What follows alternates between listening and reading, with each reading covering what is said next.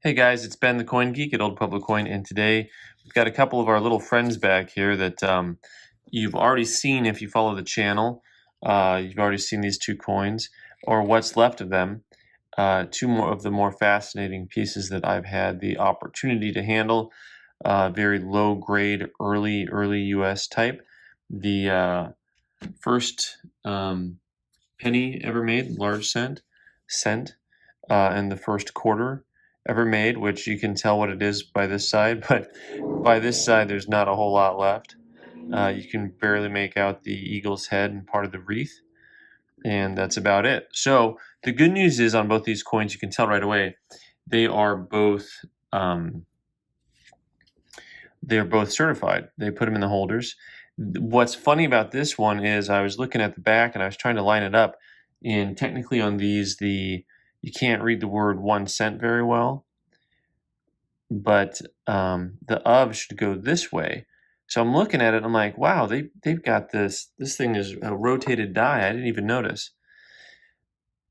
And then I look at the other side, I'm like, oh no, here's the date, right? Here's the beautiful 1793. You can make out part of the date and part of the Liberty there. I mean, they put the thing in just cockeyed, like they weren't even paying attention. So I thought that was pretty fascinating. I'm guessing that maybe they were looking at the back and just tried to get the one of the sides up here. I'm not sure what they were thinking. So this is the more scarce variety, the Ameri. Like they didn't drop the CA on there. They didn't have room apparently. I believe this was the first issue ever made, because then after that they went ahead and switched over from the Ameri, United States of Ameri, to United States of America. So I mean, obviously, I think that they decided, you can actually get the whole word in there. You didn't need to abbreviate it. So that's what that coin actually is supposed to look like.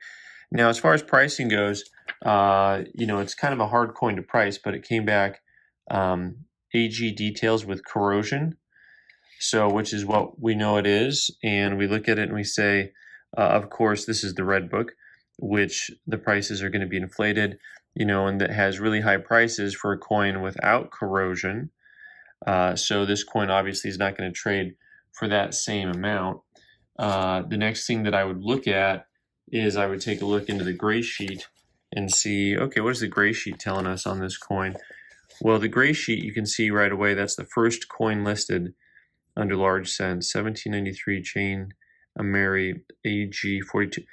Big numbers again on that. So once again, though, that assumes the coin is not corroded. So after that, we do a little bit of research. Now, I will look at eBay and check out results, and I always try to filter them either highest to lowest or lowest to highest, and that's because when you see a coin that says best offer accepted, you don't actually know what it sold for.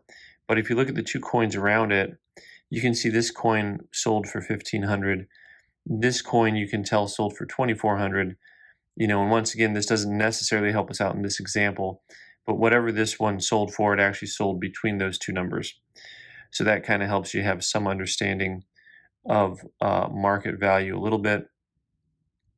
It's really imperfect because it's not like looking at an 1881s Morgan silver dollar where you've got thousands of them to pick from, and you can really tell that there's a very consistent marketplace. I think what's helpful is finding that these two coins here both sold for, it looks like, about $1,500, and they are kind of beginner grade. You can also search websites like Heritage and see what things sold for. This one helps me get the right variety because it's an Ameri variety, the S1. And so, this is an older listing. It also tells you the sales date. So it helps you to look at the date, because 14-year-old information probably not going to help you. 1997. All right, so I didn't filter these ones based necessarily by when they sold. Okay, well, here's one, 2500. This is just a fair 2 NGC. You can see that it's probably Pretty low grade. You can look at the back and see, it gives you just an idea of what you're dealing with, one compared to the other.